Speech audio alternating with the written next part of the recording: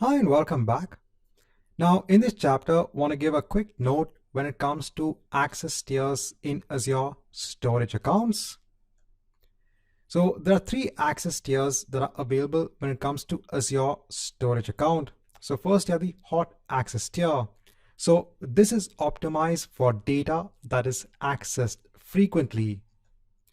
Then you have the cool access tier. This is optimized for data that is infrequently accessed and stored for at least 30 days. And then you have the archive access tier. This is optimized for storing data that is rarely accessed and stored for at least 180 days. So what is the biggest difference when it comes to all of these access tiers? Well, it's the cost. So when it comes to storing objects in an Azure storage account, a company might go ahead and store thousands and thousands, sometimes even millions of objects in an Azure storage account. Now, by default, these objects will be stored using the hot access tier. And when they are stored using the hot access tier, so there is a cost for storing the object. There is also a cost for accessing the object as well. So this cost is very minimal, but when it comes to the number of objects that you have in a storage account, that cost can grow. Now, let's say there are some objects which don't need to be accessed that frequently. Let's say the company is storing some documents in a storage account that don't need to be accessed that frequently. Then they can go ahead and change the tier for those objects onto the cool access tier. So if they are sure that they are not going to go ahead and access those documents that frequently, and they are sure that those documents are going to be stored for at least 30 days, then they can ensure that those documents are stored using the cool access tier. The storage cost for an object in the cool access tier is less than the cost of an object that is stored using the hot access tier. Another tier which is available is the archive access tier.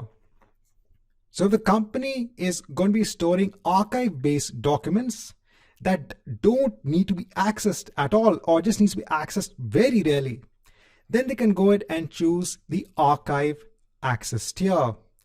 The storage cost for an object in the archive access tier is less than that of either the cool or the hot access tier. So let me go ahead on to Azure. I just want to go ahead and show you where you can actually choose the options of the hot, the cool, and the archive access tier. So here we are in Azure.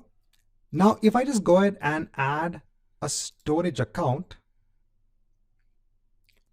so let me go ahead and just give the resource group. I'll also give some details for a storage account. Let me go on to expert networking.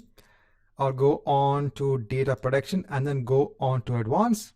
Now in the advanced section over here, there is an option for choosing what should be the access tier for the objects that are uploaded onto the Azure storage account. So over here, the default is the hot access tier.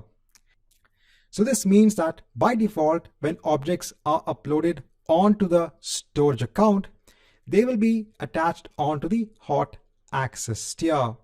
You can go ahead and choose the cool access tier as well when it comes to the creation of a storage account. So let me go on to one of our existing storage accounts. So I'll go on to an existing storage account. Let me go on to containers. So I'll go on to the data container.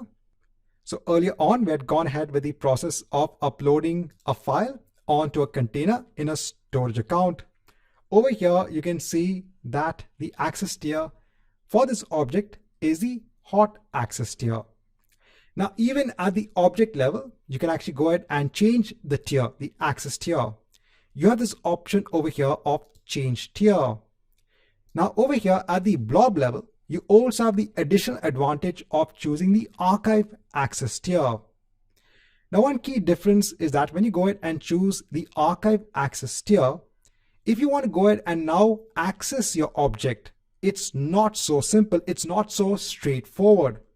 In order now to access your object, you first have to go ahead and perform a process known as rehydration of your object onto either the hot or the cool access tier. And this can take time. So the entire idea of the archive access tier is, yes, to go ahead and save on your storage costs. But at the same time, there's a small caveat. And the caveat is that you can't go ahead and access that object immediately. So if I just give you an example, if I go ahead and click on save over here. So now I've gone ahead and changed the access tier onto the archive access tier. Now, if I go onto the object itself, if I go on to edit, over here, it's saying access is denied. And that's because of the access tier of this particular object. So if you go on to the object itself again, so over here you can see it's in the archive access tier. So the only way now to go ahead and access the object is to go ahead and change the tier. Over here you can go ahead and let's say choose the hot access tier, and there is a rehydrate priority, and you can go ahead and click on save, but this will take time. You can see that the access tier has not been changed at the moment. So it will take time to go ahead and change the access tier of this object onto the hot access tier. Once the tier is changed, then you can go ahead and access the data within that particular object.